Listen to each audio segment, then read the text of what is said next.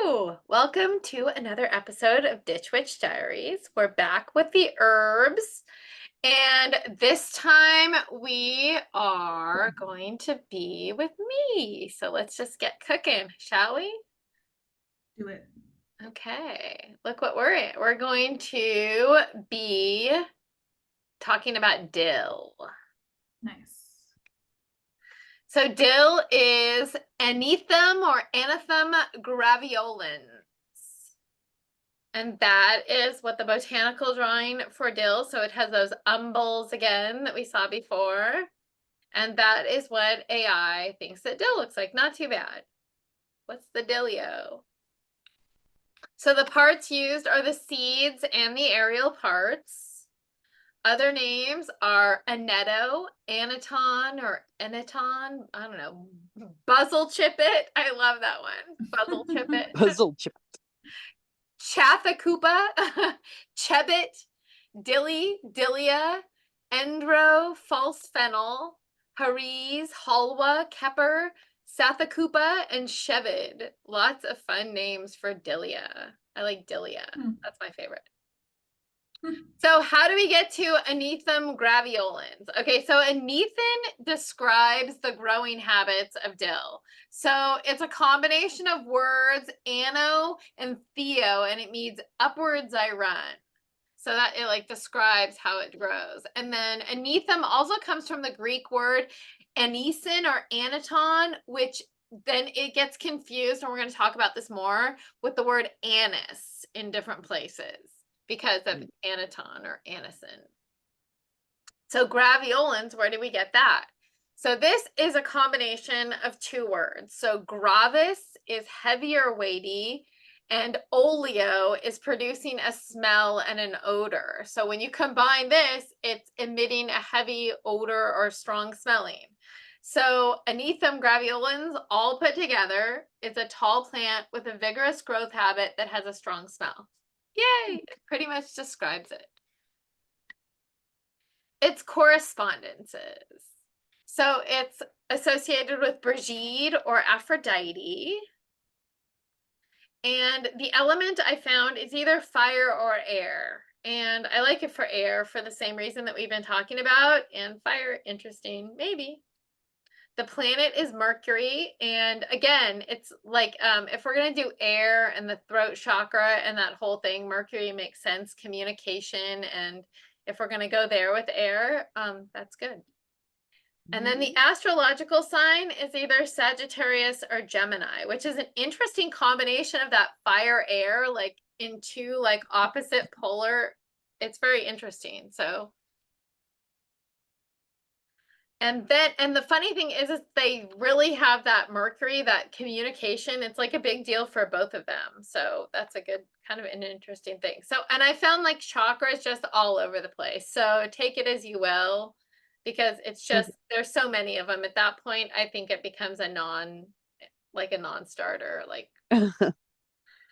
so the Sabbat is either Midsummer or Beltane, and I could totally see why. It's because it's like so springy and it's like just coming up, and the sun, like it's like I'm sure like right around midsummer, all the dill is just going to be shocking. And the tarot is Temperance, which I don't mind actually. So the plant information. This is an annual that will recede where it grows, which I love annuals that recede. That's great because a lot of those annuals are hard if they don't recede. They just die and go away. It's like some of those flowers are annuals and they just go. So they also attract beneficial insects to kill the dreadful aphid. The bane of any gardener's existence is the aphid, and you're supposed to turn it around, which I love. Is like, well, if you have aphids, then it attracts other things to eat them. And I'm like, yeah, after they destroy your little like seedlings, like a mature plant could probably handle an aphid, but like not struggling plants or new ones. It's just so I'd rather just not have them to begin with, Nice. So it is part of the carrot family. So the Apiaceae or whatever that is, it's so it has those umbels. So just like the carrots, the Queen Anne's lace that we saw before. They have hollow stems and yellow hermaphroditic flowers on umbels. So they are a great host plant for butterflies. And they are native to the Mediterranean and southern Russia. So that's where dill harkens from. And both the leaves are herbaceous and the seeds are a spice. And they're both used in cooking, and they have slightly different flavors as well. So the lore, stories, and cultural import. We're going to start at Greece. I love that image because, oh, what is Dioscorides or I don't know. Dioscorides. Dioscorides wrote that scorched dill seeds were used to aid wounded warriors. And also in Greece, it was called, so this is where the picture is, it was called Hermes semen. Because it had many seed, and they think it's because it reseeds easily. So it's associated with air, and then it reseeds easily. So now it's Hermes semen. That guy. He impregnated everyone. Look at this. Wow. Lore, stories, and cultural import in Rome. In Rome, they got good things going on with this dill, man. So the gladiators rubbed dill juice on their bodies because it prevented infection, but it also gave them, it was said to give courage. And we're going to talk about this idea of it being associated with courage because there's like a weird conflation with another herb that is, it can get confusing. So it's often conflated with an herb that doesn't look like it at all and has none of the same properties. But this courage thing is kind of a crossover with it. It's borage, and we've talked about that one before. So borage gave me courage, but this was also dill was given and gave courage, and all over the place it said that it was confused with borage, which is fabulous that anybody could confuse it with borage because borage is so particular looking, like I just can't imagine. Anyway. Yeah. So Roman war heroes were crowned with dill, wreaths of dill as well. So in Rome. So then in Egypt, so we found dill was found in the tomb of Pharaoh Amenhotep II, and that's in 1427 to 1401 BCE was his reign, was the pharaoh's reign. So it was found in his tomb. And it's mentioned 5,000 years ago as a soothing medicine in Egypt. Oh, the Ebers papyrus again was mentioned, a little crossover, and it was talked about as a painkiller in the Ebers papyrus. In Rome, I didn't take this out. How sad. Here, let me just take that one out. I just popped that in. Just delete that one. Hold that whole thing. Delete. There we go. There we go. So in Babylon, here's another crossover. Interesting. We've got another crossover in Babylon, but I don't think it was in the Babylon. It talks about it just grown in gardens 3,000 years ago in Babylon. So I don't know if it was specifically the hanging gardens, which are specific, or if it was just like mentioned as part of like Babylonian gardens.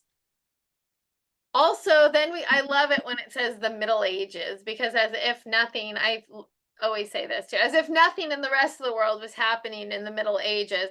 Certainly nothing of import was happening in China or the North America. Yeah, exactly. North or South America during the Middle Ages.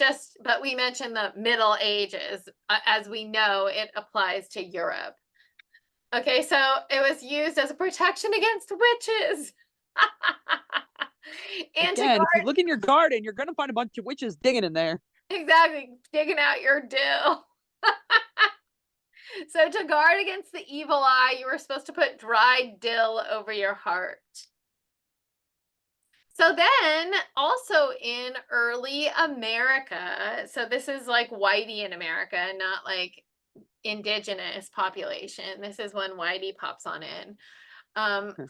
So if they then, like, dill are called meeting house seeds because people carry dill seeds to church to stave off like their appetite and then to freshen their breath because they were hungry. And it's probably because a lot of times fasting was also important in these, like, especially during that time, like fast and testimony meetings, and there was all sorts of like fast Sundays and all sorts of these things where people were not eating, so they were hungry coming to church, and people eat after church, like a big meal after church.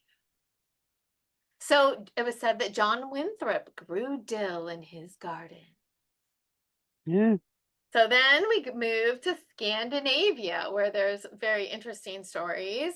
So they say that maybe that name dill, maybe the name dill comes from dilia, because, and that means to lull or soothe in Scandinavia. And also dill is in the Bible as well. Okay, like, so, but so they mistakenly, the King James version, okay, so this is my favorite. Okay, lots of people like love to rely on the King James version for a long time because they didn't realize that it wasn't like it wasn't the best translation of the Bible, but at that time maybe they thought it was the best translation. Now we know that there's a lot better translation than the King James version. Like, so even some of the more modern translations are probably a better translation using like more modern like translators and theories about translation. Anyway, so Matthew 23:23 in the King James version mistakenly calls it anise, but in the newer versions they know it's dill. They were just calling dill anethon, like, or aniton. That's like the confusion. So modern versions of the Bible call it dill, and it is reference to dill being available to being used as a tithe. So you can tithe with dill. Don't know what tithe is. A tithe is 10%. So if Okay. you are a Jew, or it was also in the Talmud, but if you are in the Hebraic traditions, so Judeo-Christian and Muslim as well, you are supposed to tithe 10% of your earnings to the church. So yeah, so that's what a tithe is. And so the Talmud says that dill can be used as your tithe, 10%. Okay. Yeah, it's like a tax, basically, right? Like a church tax, basically. Yeah, and it depends on, like, some churches you just can say whether you gave tithing, but literally they have reconciliation in all the churches. Like, that's how they pay. That's how they pay to keep the church afloat, is through people's tithes. Right. Okay. Yeah. And then, like, dude, in some churches, they restrict you from being part of the church, like full inclusion into the church, if you don't tithe, like, if you don't have a full tithe. Like, you can't Gotcha. go to the temple in the Mormon church if you aren't a full tithe, if you don't have a full tithe. So it's a big deal. All right. Yeah. So in England, dill, and in fact, I am 1,000% sure that churches today are not taking dill as a tithe, but maybe in a local church they do, and you can reference you can reference Matthew as like it says you can, and then also the Talmud. So in England, in Drayton's Nymphidia from 1627, it says, "Therewith her vervain and her dill that hindereth witches of their will." So it says in Drayton's Nymphidia, it says that dill is supposed to cause us to lose our will. And in Poland, there's yet more, because in Poland, dill was used to rid a person of nightmares. So the magical property. So protection. Dill is supposed to generate its own positive energy. And I just think that it's because dill is it smells so good, and it's so like green and delicate, and like it just is positive. It's kind of almost like cilantro has positive, it's like crisp and positive, but even more like sweet even. Especially it's supposed to protect children, or your house. So it's supposed to be in protection of your house. So it's supposed to bring blessings into your house and home. And a good house protection is supposed to be, you're supposed to boil dill, trefoil, witch's wort, and vervain and place by the entrance to the home. You can also hang dill in the door to keep out envious and unpleasant people. It's also an herb of friendship, which I love that. I love herbs of friendship to collect them. So it's often if you make a dill bread, it's supposed to be a good token for friendship. Isn't lobelia friendship too? I don't know. Hmm. Hold on.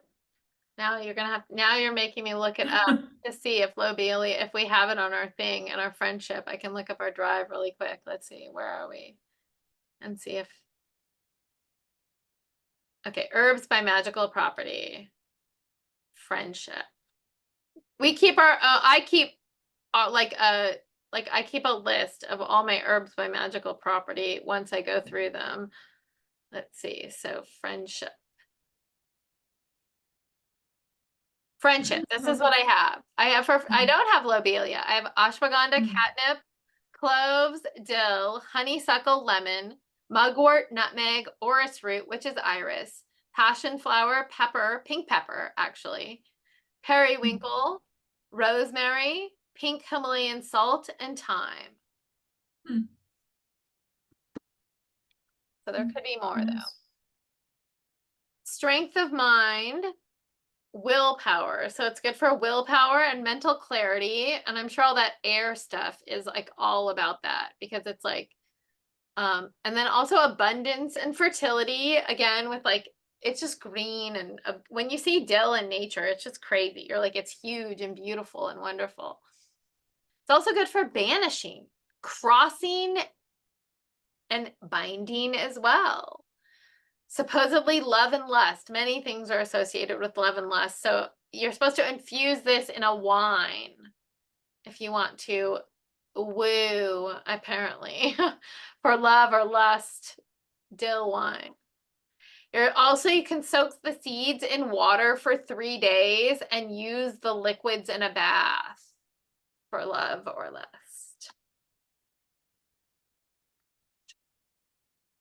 Okay, so we had crossing, but also uncrossing, which is an interesting like counter like thing.